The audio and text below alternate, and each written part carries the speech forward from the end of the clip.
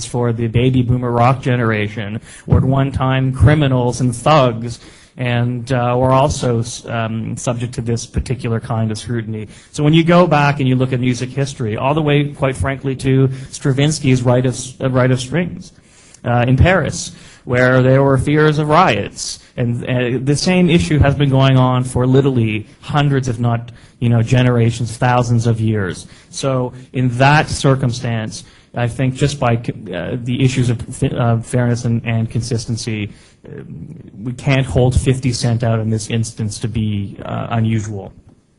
And then lastly, I really do believe that as a company that works in and plays a role in the creation of art, that we have a responsibility, which I take very seriously, to support the principles of free speech and anti-censorship. Remember, at the end of the day, all of these activities, including attendance at at a concert like this one, are voluntary, and I really respect that. Just this week, Ahmadinejad's participation at Columbia University in New York brought tremendous debate around whether or not we should be allowing controversial figures to have forums for free speech. And I applaud the president of Columbia University, Lee, sorry, I forget his last name, decision to allow figures whose content, whose message we find terrifying, offensive, or whatever other kinds of adjectives you may ascribe to it, forms for dissemination and expression. If I, as an executive running an arts company, begin to implement a censorship policy, then essentially I have to answer the question what qualifies as good or bad art. And that is not a question that I think that I'd like to be in a role to have to answer as it applies to these particular circumstances. So as a whole, and remember, quite frankly, these are all the ideas that we ran through in a very short amount of time. As I mentioned to you, a decision had to be made within an hour. So certainly there are lots of other factors here that I could be discussing if I did a retrospective analysis of the issue as our panelists have. But in the context of the decision that we made, these are the factors that we took into consideration, and I feel very confident that we made the right decision in this circumstance. Thank you.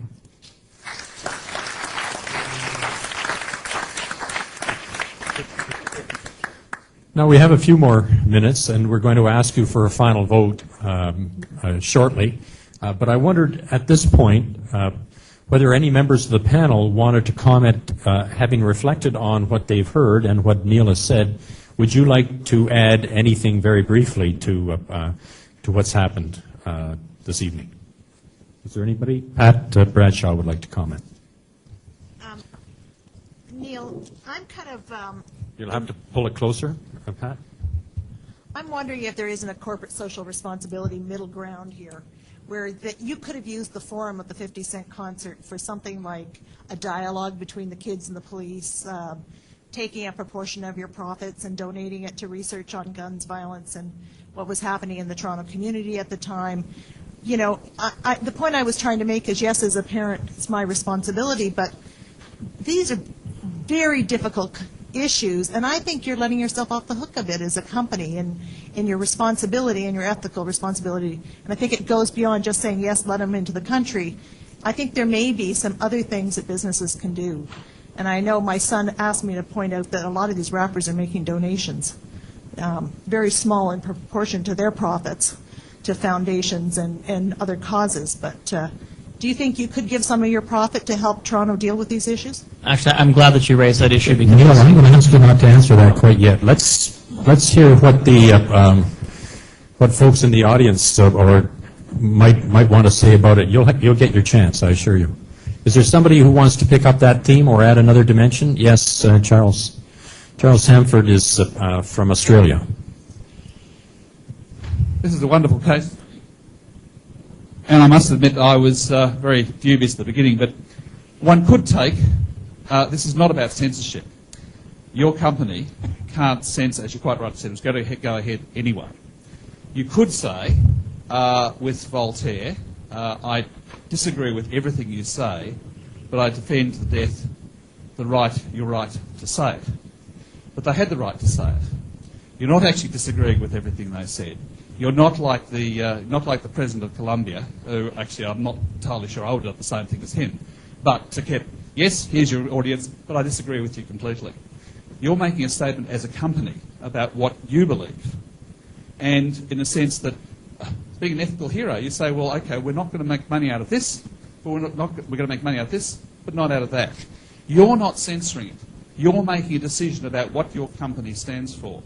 Sure, the thing is you might decide to promote the Rolling Stones or the Beatles, they're popular or unpopular. You make a stand on what you believe at that particular time. You might believe that there should be a range of things that are discussed, but then you are making choices as to what you're promoting. I think was a very good term. So you could be Voltaire, but you're not in the position of Voltaire.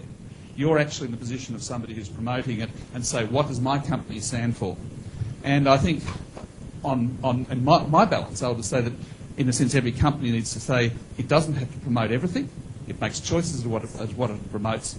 And so reluctantly I think that if you had the choice to censor it, if it would go ahead, if you could stop it, that might be one question.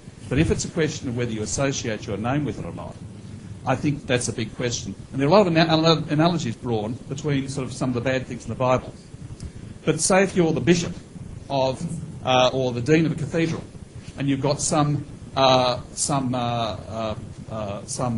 evangelist running around who is actually emphasising the very worst parts of the Bible. You know, the bits that you actually think, well, it's a bit embarrassing, but, you know, I disagree with that. I agree with most of it. Would you say, yes, you can preach in my cathedral? You'd probably say, no. I'm not going to stop you.